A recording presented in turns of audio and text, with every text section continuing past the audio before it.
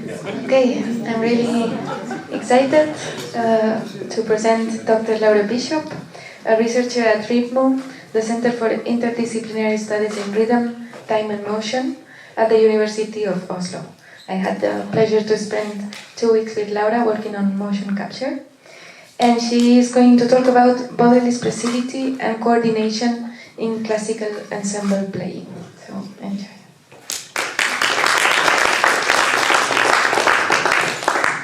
Thank you, Laura, for the introduction. So as Laura said, I'm a researcher at the RITMO Center and the Department of Musicology at the University of Oslo. My background is in music psychology, and most of my research concerns music performance. So I have studies looking at different things. I have some studies that are looking at kind of the mechanics of instrumental performance, especially on the piano, and music reading. A lot of the research that I've done in the last about 12 years has focused on ensemble playing and coordination and communication in music ensembles. And I also have some studies that are collaborations with people in computer science or robotics that are looking at musical interaction between people and machines. So I use different types of methods in my research. I use a lot of motion capture, a lot of eye tracking as well, and some physiological measures like breathing and heart activity. Usually these measures of body activity I pair with analysis of music and sound. And sometimes I'm also using subjective measures like questionnaires or interviews. In this particular talk, I'm going to discuss ancillary motion in classical music ensembles. So we know that musicians are in almost constant motion as they perform, and their motion can be said to fulfill different functions. Some of it is directly involved in sound production, some of it is not directly involved in sound production, but it facilitates the production or the control of the sound. Some of it is sound accompanying, so it's more representative of abstract ideas that musicians are linking to the music that they create. And some of it is communicative to whoever might be there, whether it's co-performers or an audience. And it's important to note that I'm calling these functions rather than types of motion, because we also know that the same gesture can be, for example, both sound producing and communicative. Furthermore, we also know that musicians' gestures are not discrete. So my colleague at the University of Oslo, Rolfinge Koroi, used the term co-articulation to describe movements that overlap in time, or the fusion of small gestures into larger units, which is the image that you see on the right of the slide.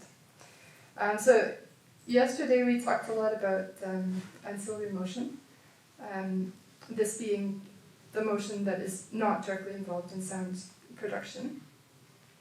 I am interested in how musicians are moving as they are performing together. There's a number of different studies that tried to link aspects of ancillary motion to how musicians are playing. And so we know that this type of motion can be expressive of various musical features like timing, tempo, tonal context, musical tension, sound intensity, and so forth. And we can measure the relationship between sound and motion in these cases, and also in some cases, some of these studies here have shown that viewers are also sensitive to these relationships. So somebody can, for example, perceive something like musical tension in a person, in the person's motion. So the questions that I'm addressing in this talk today are centered around these three. I'm interested in how musicians move as they're performing together, the factors that affect their ancillary motion, how they move, and what this says about the functions that their ancillary motion has in the performance. So I'm going to start by going kind of briefly through a few studies that are a little bit older, and then a little bit more in detail in a couple more recent and ongoing studies. The first few studies that I'm going to talk about I worked on actually before I came to RITMO. At that time I was working in Vienna with Werner Goebel. So these first few studies were carried out mostly at the University of Music and Performing Arts, Vienna. At the time that I started looking at ensemble playing and musicians' movement, the world of work on ensemble performance was very concerned with how musicians synchronize their sound. And so I became interested in how musicians use gestures to help with synchronizing their sound. And so we carried out a couple of studies that were looking specifically at cueing gestures. And I'll give you an example here.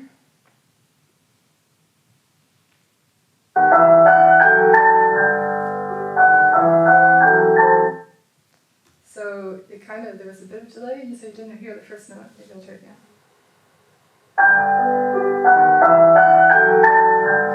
I think you got it that time. So this was a really subtle, small gesture that the musician facing us gave, but it was effective in this case. So these kinds of gestures are the ones that you use when you need to synchronize a specific chord. And it might come at the beginning of a piece, if you need to synchronize the beginning of a piece, or after some sort of pause or fermata during the piece, or during a re-entry. And in the studies that we carried out, we were using motion capture to track both the musician who's giving the gesture and the musician who's receiving the gesture.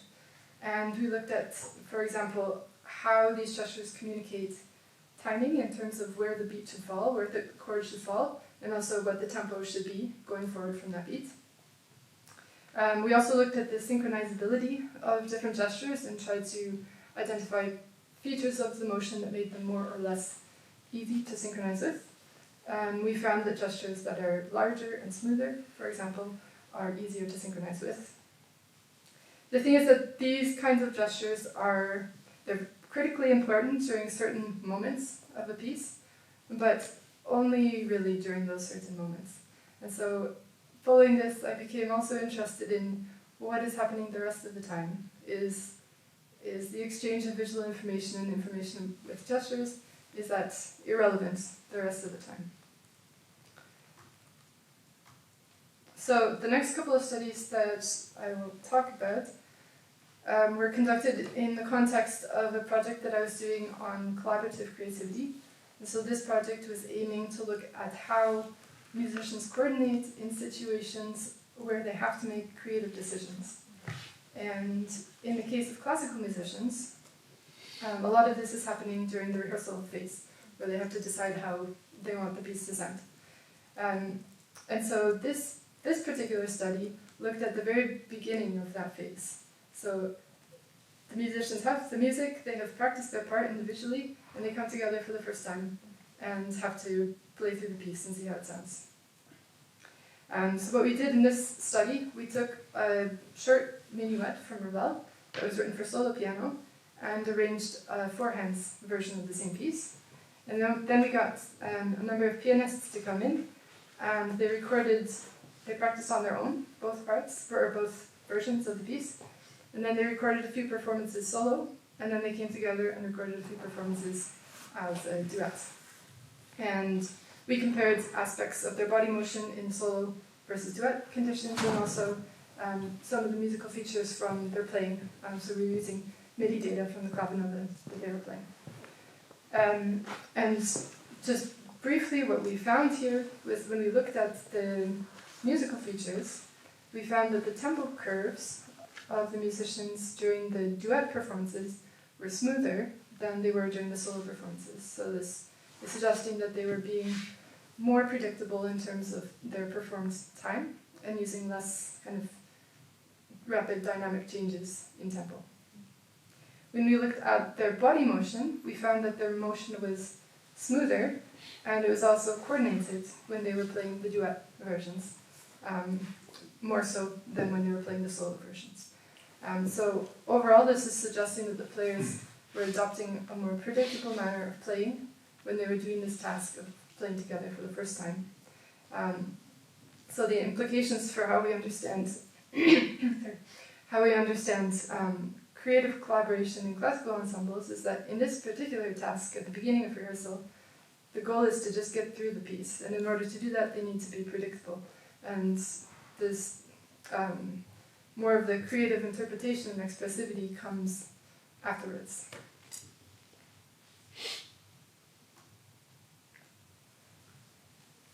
So the next study also looked at gesturing and visual interactivity in the case of rehearsal, but in this case we looked at how it changes over the course of an initial rehearsal for piano duos and clarinet duos. So for this experiment, we actually had a custom piece, or a piece custom composed for the purpose of the experiment, and the idea was to have a piece that had kind of different features that might be challenging or interesting for the musicians to try to coordinate. And particularly interesting was that there was a section in the middle of the piece that was unmetered. And so we figured that the timing would be especially free, and this would force them to have to make creative decisions on the spot about how to play. So what we did here was have people record a performance of the piece right at the beginning, so a sight-read performance together of the piece, and then they had a rehearsal session. We recorded a second performance halfway through the rehearsal session, and a third performance at the end of the rehearsal session, and then a fourth performance at the very end. And for that fourth performance, we put up a block between them so that they weren't able to see each other. And for this experiment, we were capturing body motion, and what I'm going to talk about is related to the head motion, and also the video that has now stopped. We were, for the first time, looking at eye tracking to see not only how are they moving, but to what extent are they paying attention visually to each other.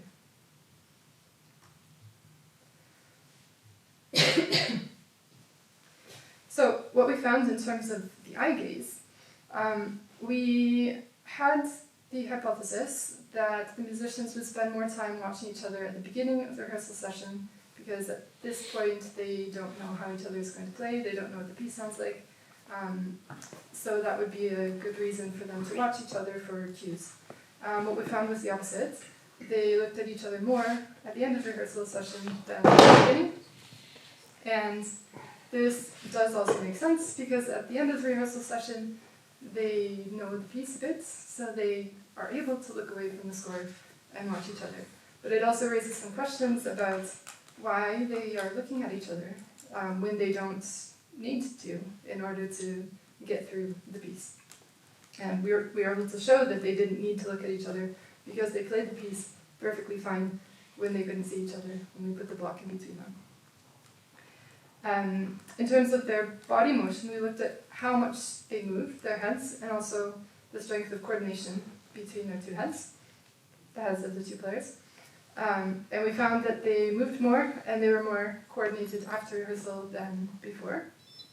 And we were also able to show that this increase in the communicativity of their motion was not simply because they were now familiar with the music. Because when we did this last performance where they couldn't see each other, that increase in communicative motion disappeared, or it dropped away. So it seemed that this exaggerated communicativity in their body motion was an emergent factor or emergent feature that happened when they were able to see each other. So based on this study, this raises some questions about why musicians are interacting visually when it doesn't seem that they need to in order to just get through the piece. So that suggested to me that maybe they are moving together and watching each other, not because they have to, but because it is social and rewarding for them to do so. So the next study that I will talk about was carried out as part of a project that I was running about musical togetherness. So by musical togetherness we mean this subjective sense of connection and aesthetic pleasure that can come from musical alignment when people are interacting and things are going well. This the project was about comparing this sense of musical togetherness, this subjective sense, with aspects of performance that we can measure. And in this particular study, we were looking at 3 aspects of body activity: body motion coordination, breathing synchrony, and pupil size. Pupil size is an interesting measurement that we can get from eye tracking glasses. And it can be used as an index of the amount of attention that a person is, that is being evoked during a task, or how engaged a person is in a task. And so we had the prediction there that when people are feeling strongly together, this is an activating and stimulating state. And so we would expect cognitive arousal during this state, so a larger pupil size. We also expected that moving together, so body motion coordination, should be related to an increased sense of togetherness and greater precision in breathing synchrony. So for this experiment, we had singers, classical singers and pianists, so lead duos, participating in this study. And this was also, the study session was also formulated like a rehearsal session. So the musicians had 2 pieces, a piece by Schumann and a piece by Fauré, that they learned at home. Then when they came to the lab, they played the pieces together, first off, and then they rehearsed them together, and then for each piece, we had them play each piece 3 times, and then they decided together which of the 3 performances was their best one, where they felt the most together.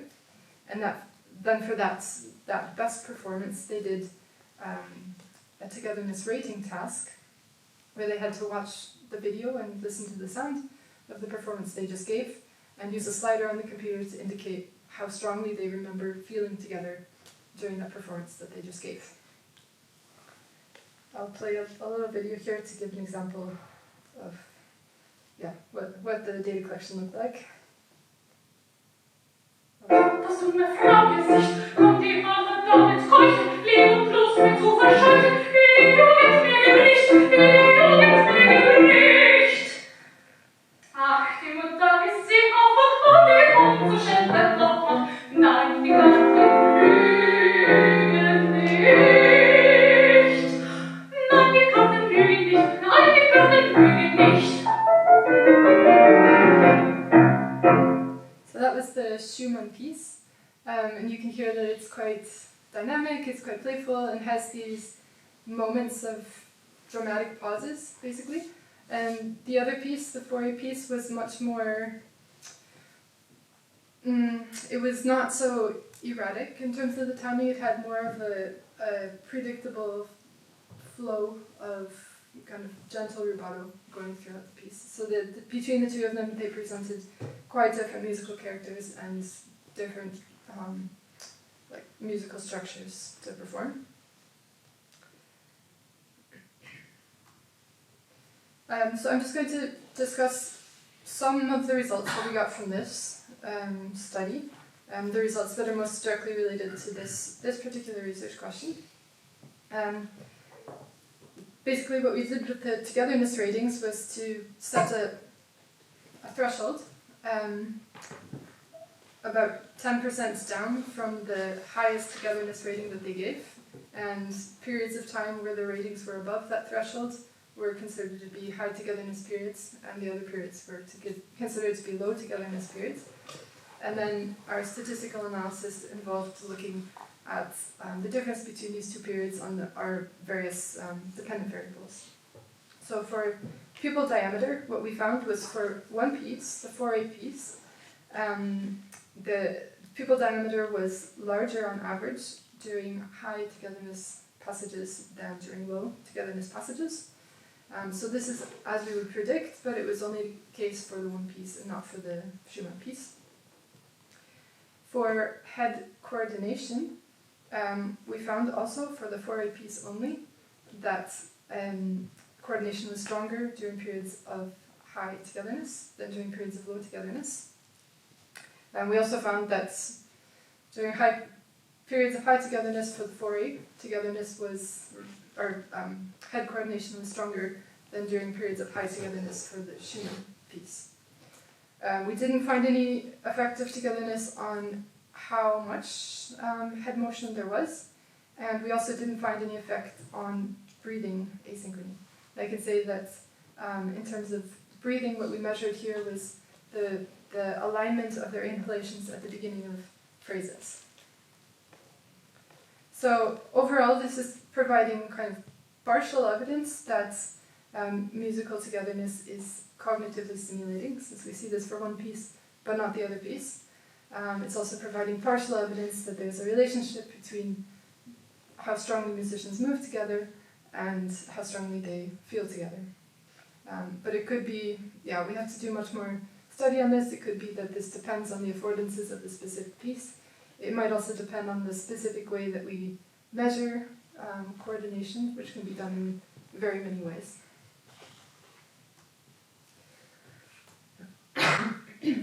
Okay, so the next study that I'm going to talk about is one that was conducted at Ritmo, well, with Ritmo, not necessarily at the Ritmo lab, which I'll explain in a moment. So this is the Music Lab Copenhagen project. Before I talk about that, I just want to introduce briefly the concept of Music Lab. This is a project that runs as a collaboration between Ritmo and the University of Oslo Library.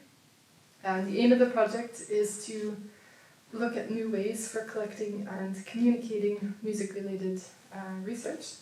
So Music Lab events always involve public concerts, and the public concert also involves data collection.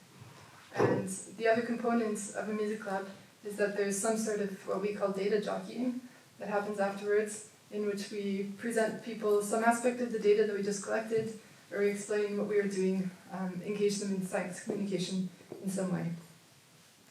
There's been, I think, 17 of these events since 2017, and the one I'm going to talk about was quite a big one. This was a collaboration that we did with the Danish string quartets. They're a quite well-established classical group. They mostly play classical repertoire, but they also do folk music that they do their own arrangements for.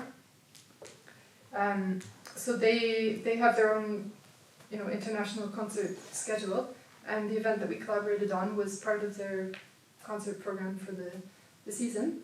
But we made decisions together about how this was going to be, how to conceptualize this particular research concert and what we were going to allow or communicate to the audience.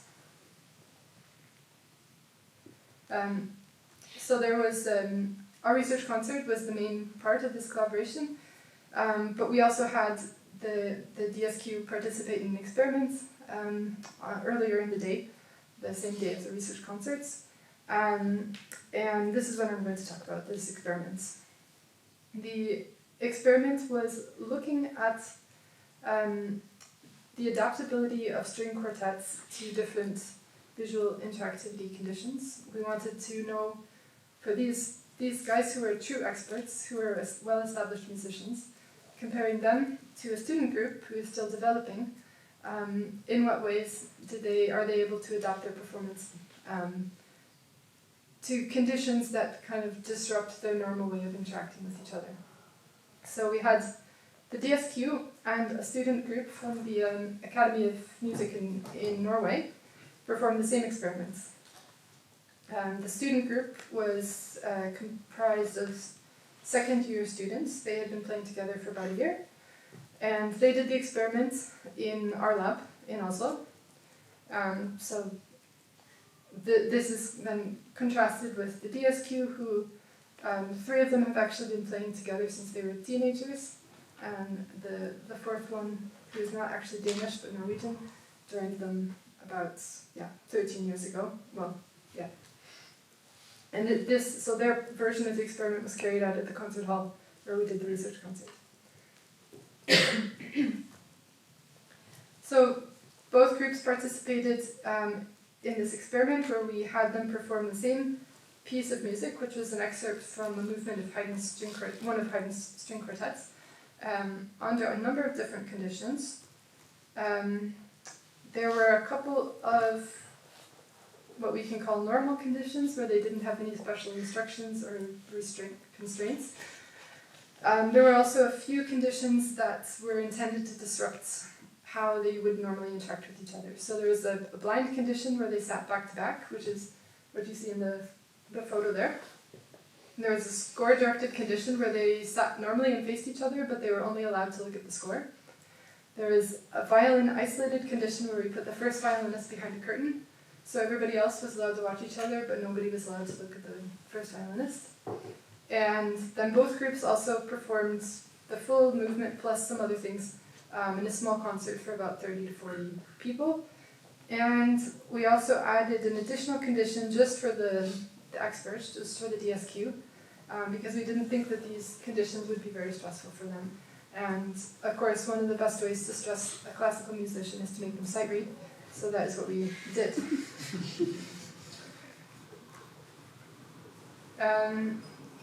So this slide is kind of outlining the data that we collected and the technology that we used to collect that data. We did motion capture for both groups. We also did eye tracking and ECG for both groups. There were some differences in the specific equipment that we were able to use. Thank you. Because, of course, we had to take some of the equipment to Copenhagen for the DSQ study. Some of the equipment was available at different times. The video that you see here is a very sped up video of the whole preparation and setup process, so you can see that it was an involved process that involves a big team and a lot of time.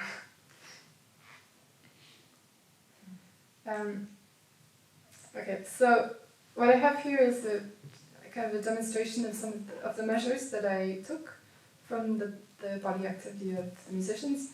On the top of the screen you see the audio waveform, which gives you an idea of the structure of the piece. I took 3 different measures from their body motion. One was just the quantity of head motion, based on the velocity of their head motion. Motion similarity was computed based on a rolling window of cross correlations. Motion coupling was more of a frequency-based analysis, so this was using crossover transform analysis. And the plots that you see here are comparing the first and second violin from the DSQ. So you can kind of compare how these go up and down with respect to the music. And the last curve that we see at the bottom there is the pupil size. So I'm going to play a little bit from the beginning of the piece, and you can kind of follow along and see what their motion did.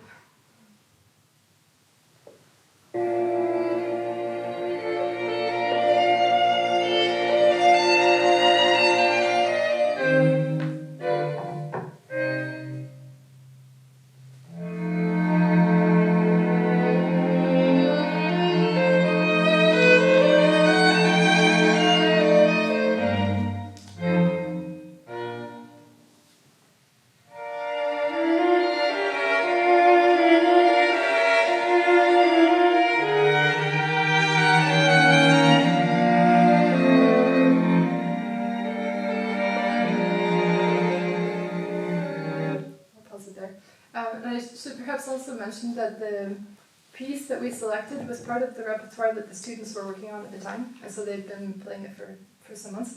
The DSQ had played this piece before, some years before, but they practiced for this experiment by playing through it before we started. So we can keep that in mind also as we're looking at the results. I'm going to show the results to try to outline the differences that we saw between the two groups. First of all, what we see is in terms of body motion, the students showed a negative response to the blind playing conditions, so the conditions where they were not allowed to see each other, and that they moved less during the back-to-back condition and the condition where they were only looking at the score compared to the normal condition. In our statistical analysis, I can say, compared all of the other conditions to the normal condition. The DSQ, the experts did not show any difference between the conditions on quantity of motion. The students also showed a negative response in terms of their cardiac synchrony. So this was reduced in the conditions in which they could not see each other. And again, we did not see any difference for the DSQ here. What we did see for the DSQ is that there was a positive response to playing with visual contact when we looked at mental effort or pupil size. So the pupil size was larger during the normal condition when they could see each other than in the conditions where they could not see each other.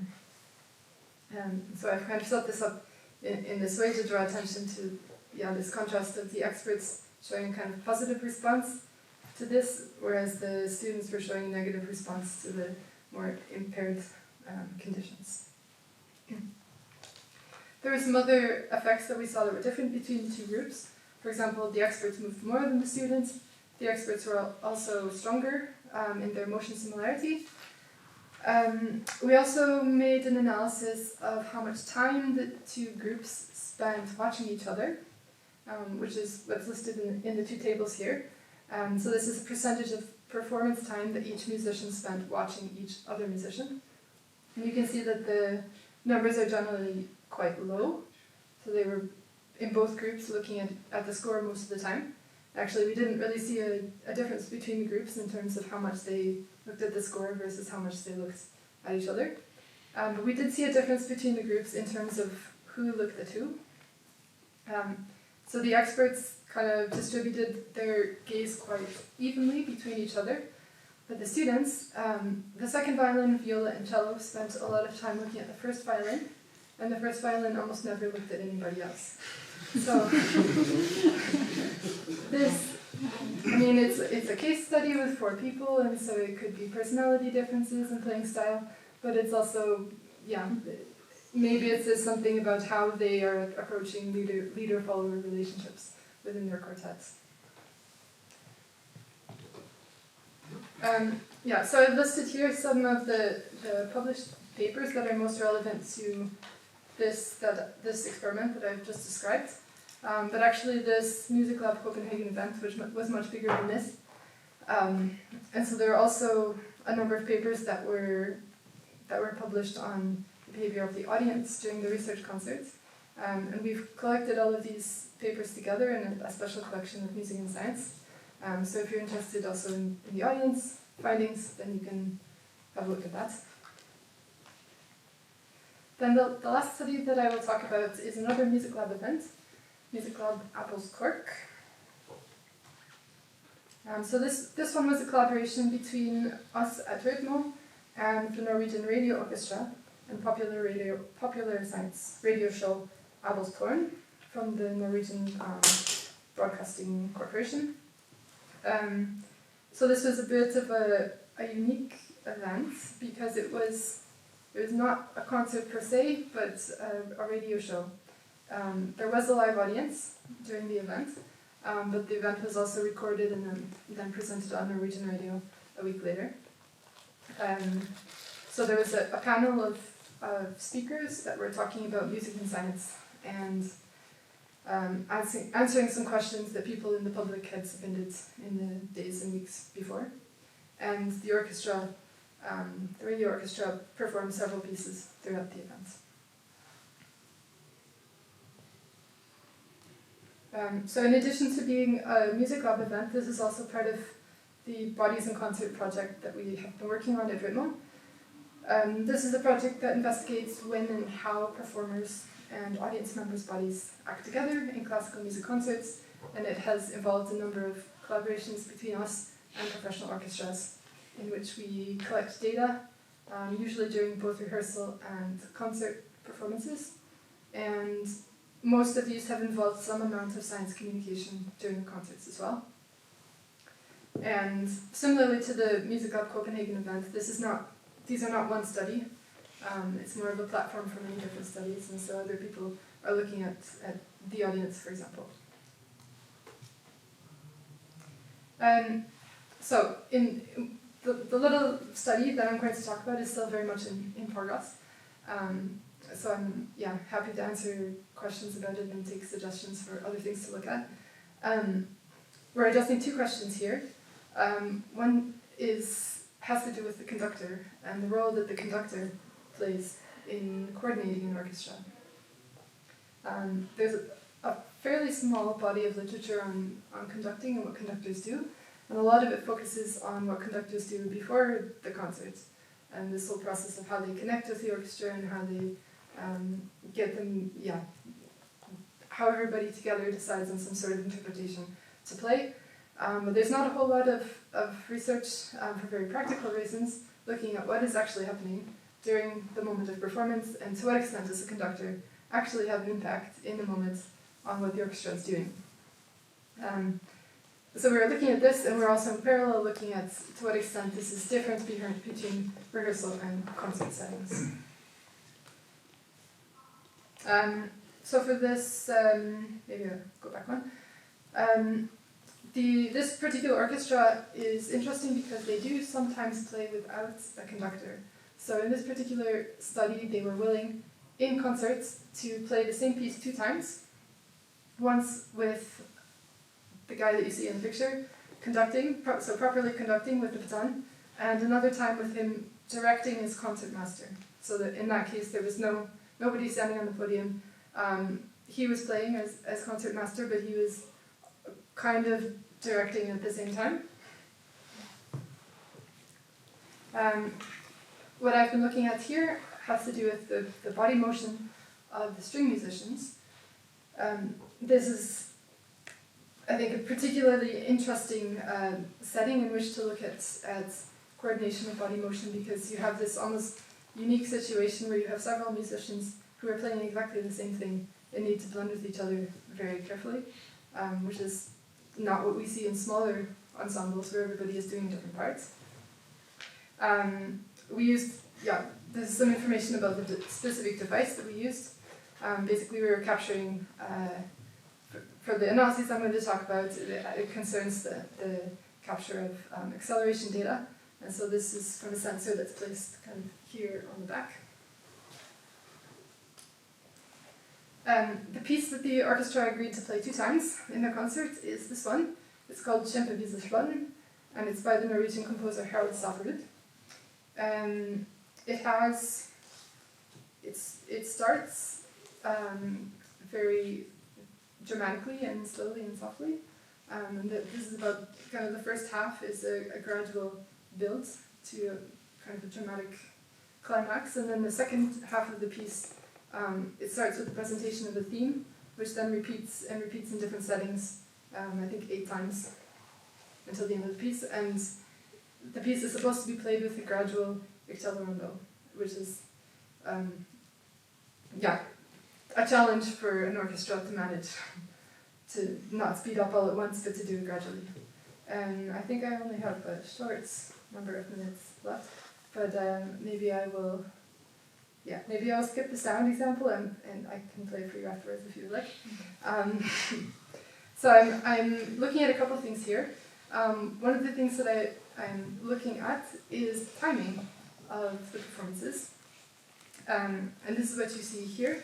This is basically tempo per phrase across the course of the piece for 4 performances. One with conductor direction in concerts, one with concertmaster direction in concerts, and then with conductor and concertmaster in rehearsal.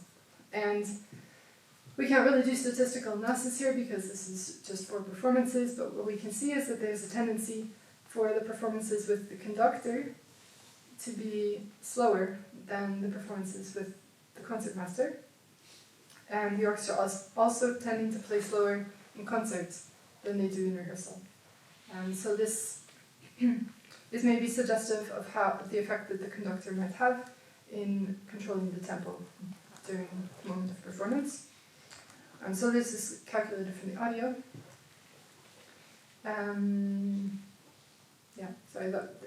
This is just labels for the 2 halves of the piece. In terms of the body motion, I've been looking at 2 things. One is the smoothness of the motion, and the other is the coordination of the motion. In terms of motion smoothness, we see that the motion of the string players is more smooth with the concertmaster direction than with the conductor direction for motion for both parts of the piece. For motion coordination, we see also that motion coordination or similarity is stronger with the concertmaster than with the conductor. And we don't for either measure we don't see any effect or any difference between rehearsal and the concert setting. I'm not too sure how much time I have left. 2 minutes. Okay. Very briefly, another part of this analysis, another thing that's interesting to look at then, so you see what the orchestra is doing, it's also interesting to look at what this director is doing depending on what role he is playing. And so that's what's represented here is the motion of this guy who is conducting or playing as concertmaster in two of the different conditions. So the red line indicates motion smoothness when he was directing as conductor. And note here that more smooth is lower values. And of course this is a completely different task than playing the violin, and you can see that there's a lot more motion that's happening when he's conducting. The yellow line is when he is directing as concertmaster. And so the trajectory is similar as you kind of following the intensity as music changes, but the smoothness is much greater.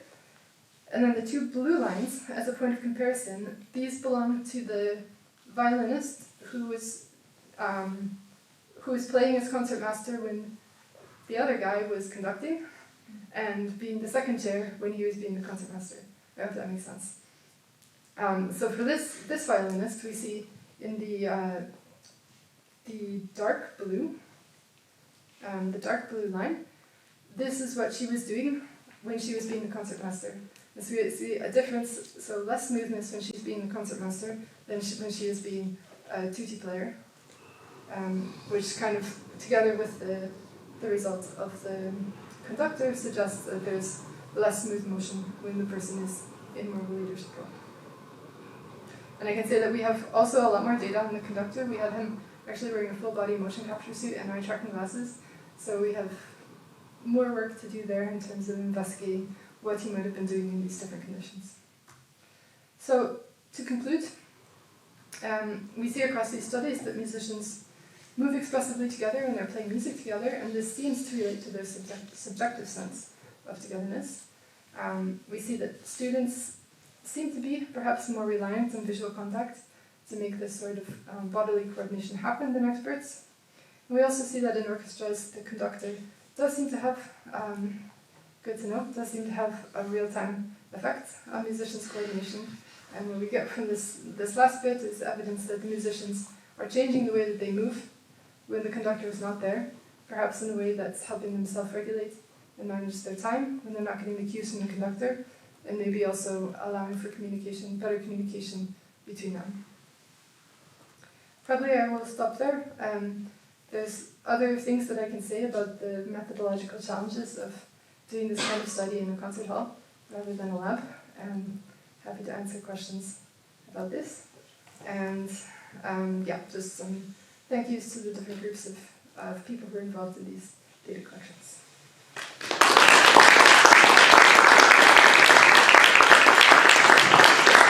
Thank you, Laura. Do we have some questions? Yes.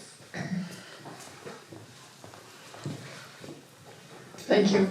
I have a little question about the moment where you were tracking the head synchronicity between the singer and the pianist. If I understood correctly, you didn't find any movements that was synchrone, or am I not?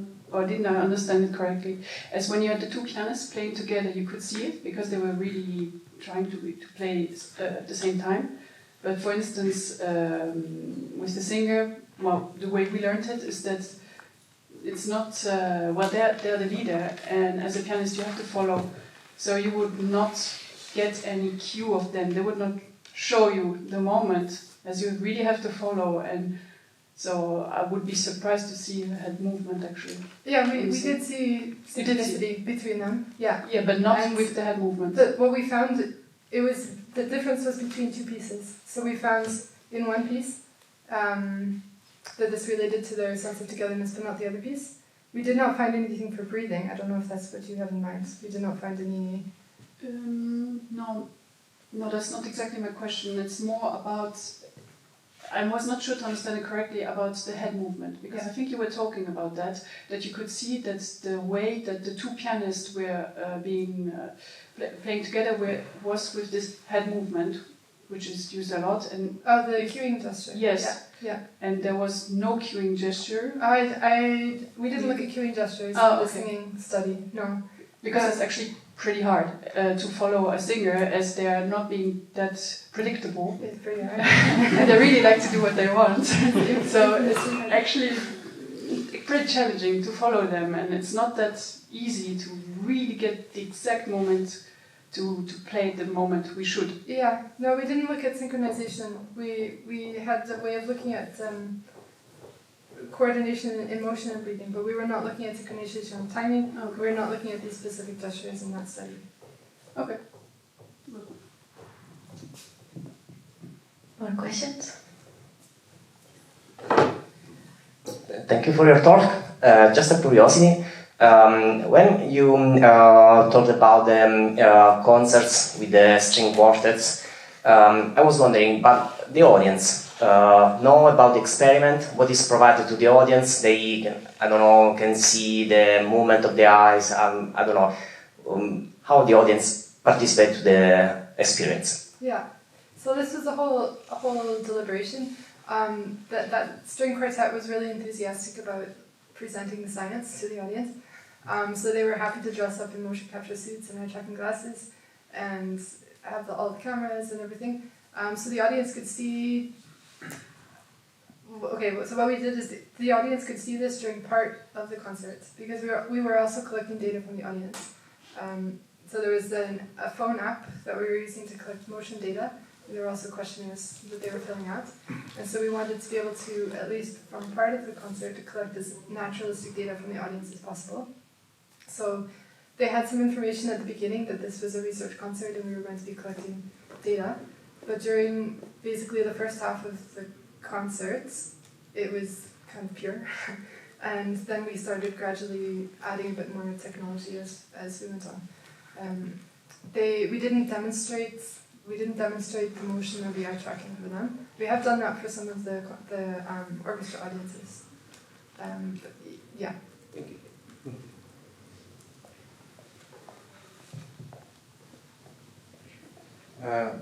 Thank you very much. Very interesting.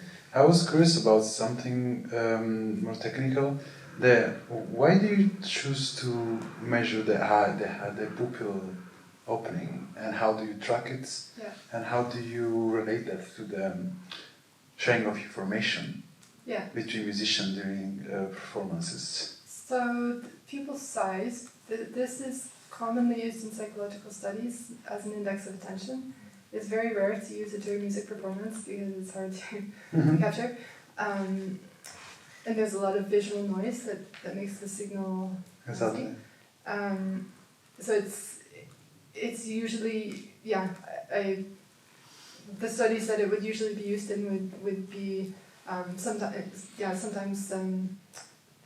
looking to see what aspects of music are grabbing people's attention or causing them to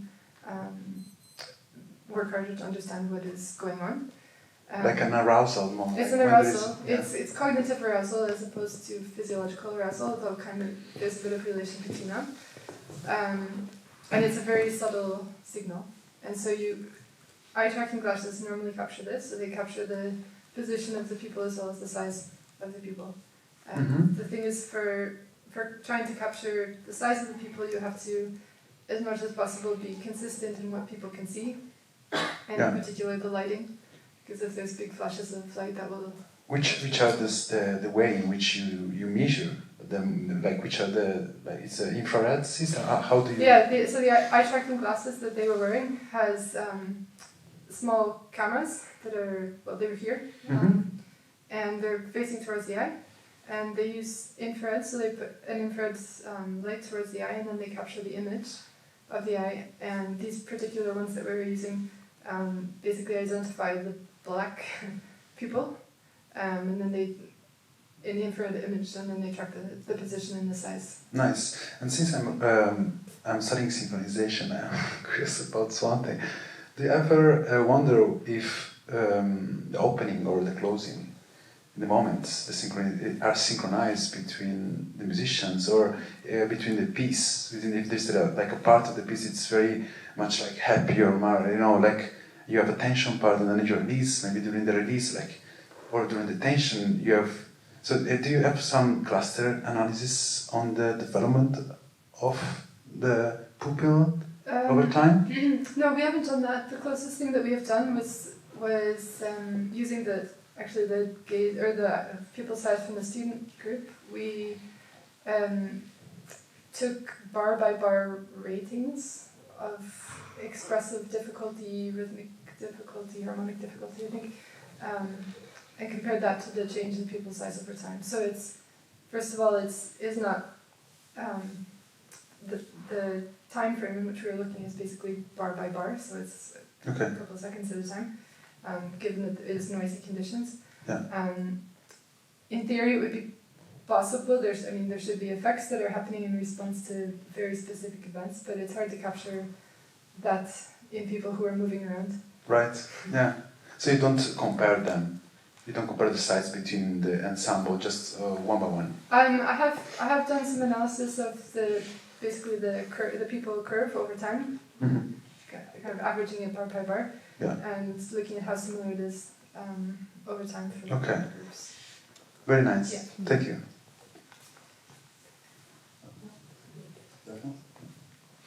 Follow-up comment to your question. There actually is a study that shows that the pupil change in size similarly to the rhythm of music when people listen to music. I can show you later. This guy is like a bibliographic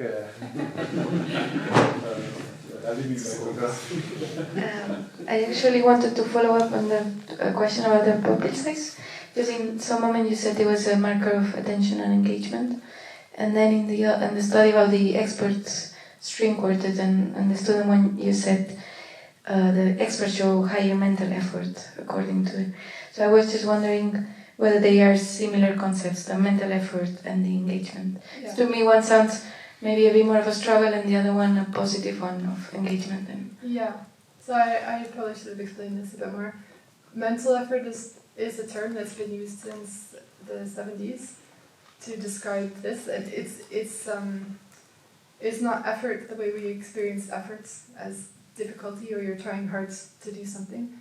It's really the amount of mental processing that's happening, and I think it's an unfortunate term, even though it's all over the psychology literature, because you can't help but associate things with it that's not necessarily the full picture of what it is. So it is the same thing as cognitive arousal. Mental effort and cognitive arousal is there's a nice paper that I can show you that basically takes this definition and looks at all of the assumptions and what it really is, and to what extent is it really effort, and to what extent is it really arousal. And it's different from physiological arousal, but it's also not quite effort, but it's, yeah. Okay, thank you. Actually, maybe it's not a question, but because Laura, you work a lot with eye tracking, and I remember Laura, when you presented your work yesterday, you said you had in your list also eye tracking, but then you said it's still a debate. So I was very curious, but maybe it's not now the moment. What would be the discussion? Like, what would be the limitations, or what would be the advantages to use eye tracking in this case, or in other cases where we study joint action? But maybe we don't need to go into this now, but I would be curious. I can give a short commentary. I think it is really useful when you're in an ensemble situation and you want some clue to where people are paying attention.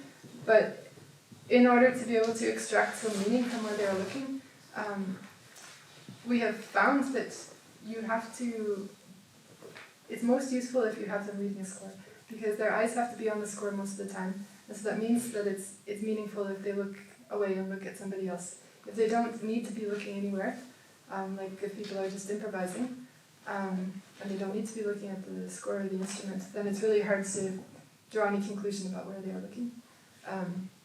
Pupil size is also, I think, interesting in all cases, but you have to really control the conditions in which people are visually.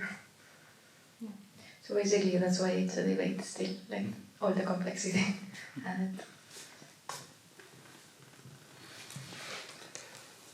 in your paper, you discussed musicians, singers, pianists, string players moving. So I'm wondering, since a long time, watching, not only listening to a symphony orchestra, you professional symphony orchestra, seeing musicians on the stage, string players moving, woodwind players moving, and if I look to the back, to the brass players, they don't move. And I often wondered, why don't they move? And I'm also a brass player, and I tell you, it's seen a bit ridiculous as a brass player if you move. Some weeks ago, I was in Chicago listening to Chicago brass, and there I saw a difference. Trumpet players, small brass players, moving a bit, not much, a bit, but trombone players, horn players, tuba, not moving. Is there a reason? I have no idea. I've noticed the same thing, that the string players move a whole lot, and it decreases the further back you move on the stage. I didn't know that there was this idea that you should not move. So I think that would be very interesting to explore. I'm not a brass player. I have some string player experience and piano, and so I'm familiar with how those instruments are and like to what extent you're able to move with them. I don't know to what extent the brass playing is different, but that's something that would be. So there has not been some research conducted on this phenomenon. No. We do have data from the brass players, so we can have a look at that. Thank you. Perhaps it's style related. Mm-hmm. Yes. We hosted a disco concert the other day. I don't think the brass musicians got the message not to move. Exactly. No, I'm not sure. okay, one more question. Thanks. Very interesting talk. I have many questions, but I want to ask you two. One is why choosing to do smoothness, and how do you measure smoothness? Like, because I saw it's meters squared 3 times, but I don't know if this is acceleration. Like, what is this? And the other one is at some point you talk about the clarinetists and the gaze, mutual gaze. So I was wondering if you were talking about mutual gaze within the two of them, or if you also count when one sees at the other, but the other is not look like. Yeah. Because I find this is like a tracking data is very difficult to analyze, I think. Yeah. So yeah, I wanted a bit of clarification on that. So the first question, motion smoothness, is something that I've just started looking at with the string musicians. I had started my first interest was to measure the coordination between them, and I've been calculating some other measures that are trying to get at how their motion, like the quality of their motion, is changing. And the smoothness is one of the things that it's measured in terms of jerk. So I know it's often used in a particular way in studies of instrumental skill and fluency. But in this case, it's really an index of how much they are moving, and because of the particular piece that they are playing, it's a battle march. This piece, so I did not play the song for you, but it's very accentuated. There's a lot of sforzandos and fortissimos and accents, and so you would not necessarily expect their motion to be very smooth in this piece, I think. So I'm actually looking at a few different measures of the motion and trying to put these together in a way that I can explain how the movement is changing. The smoothness of the head movement. Or yeah, like, it's from the accelerometer that steers this, the body core, basically. And the second question with the clarinetists, so the particular plot that I showed was for bidirectional gaze. I also had some plots in the same paper that were unidirectional gaze. So basically we looked for each person at what percentage of the time they were looking at the other person. And for the clarinetists, we did actually look at how much they were looking at the head versus the body. And they tended to be looking more at the head than the body. Like looking for eye contact. Yeah. Well, this is partially why I feel like it has a very social, this gaze has a very social function as opposed to looking at, because the clarinet, there's a lot of musical cues that you can get from the motion of the clarinet. Yeah. Great, thank you so much.